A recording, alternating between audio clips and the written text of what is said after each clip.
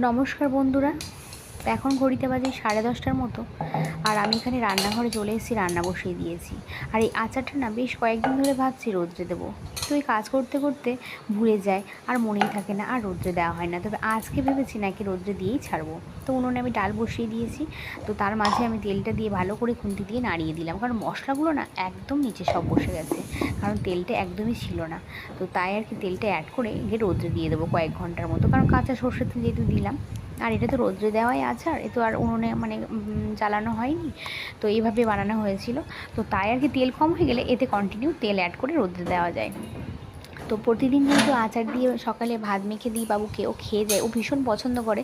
আর আমিও খাই, ও বাপিও খায়। তো তাই আর কি তেলটা একদমই কম হয়ে গেছিলো। আজকে ইচ্ছে ছিল একটু মাছের তরকারি করব। তো বাপি বলেছিল দেখো মাছ যদি আসে তাহলে নিয়ে নিও। যেদিন আমি নেবো না ভাবি মাছ, সেদিন বাড়ির সামনে দিয়ে বারবার হাঁকাহাঁকি করবে। আর কালকেও নেবো না, তো কালকে এসেছিলো 2-3বার করে। কিন্তু আজকে কোনো রকম মাছ ব্যাপারই আসেনি, ওই যে আজকে নেব তার জন্য। আর আমি যে একটু বাজারে যাব সেটুকু আর আমি পেরে উঠিনি। তার কারণ দেখো, 2-3টা মানুষ হলে কী হবে, সংসারে কাজ কিন্তু সমানই। তো এই সমস্ত করতে করতে না তখন আর ইচ্ছে করে না যে বাজারে যাই, ভালোই লাগে না।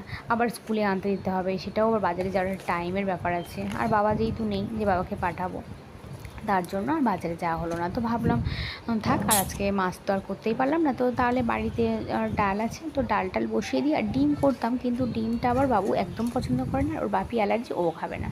তো তাই আর কি আমি আর করলাম না। তো পটল আলুর সবজি বসিয়ে দিয়েছি, ডাল হয়ে গেছে, পাঁপড়টা ভেজে নেব, আর দেখি কী করতে পারি।